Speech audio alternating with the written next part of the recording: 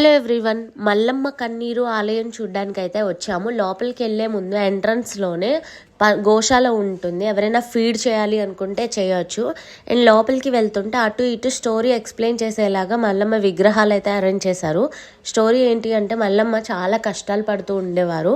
ఆ బాధలతో శివుడిని అట్లా ఆరాధిస్తూ ఉంటే శివుడు తనలోకి ఐక్యం చేసేసుకున్నాడు అనేది స్టోరీ. అండ్ లోపల విగ్రహం పక్కనే ఒక నీరు కనిపిస్తుంది మనకి, కొండలో నుంచి వస్తున్న వాటర్. సో ఇదే మల్లమ్మ కన్నీరు అని మనకు చెప్తారనమాట. గుడి వాళ్ళని అడిగితే ఈ వాటర్ ఎక్కడి నుంచి వస్తున్నాయంటే ఏమో మాకు తెలియదు అన్నారు. మామూలుగానే కొండ ప్రాంతంలో కొన్ని ప్లేసెస్ అట్లా నీరు ఊరుతూ ఉండిద్ది. అండ్ రోకలి నిలబెడితే మంచిది, ఏ కోరుకుంటే అది తీరుతుందని చెప్పారు కదా.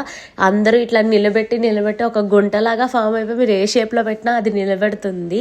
చాలా ఈజీ టాస్క్ లాగా అవుతుంది అది. సో అది కూడా నిలబెట్టేసాము. ఆశ్రమంలో ఎక్కడైతే ఆమె నివసించారో, ఎక్కడ తపస్సు చేశారో ఆశ్రమం అంతా కూడా చూసుకొని ఇంకా బయటకు వచ్చేసాము.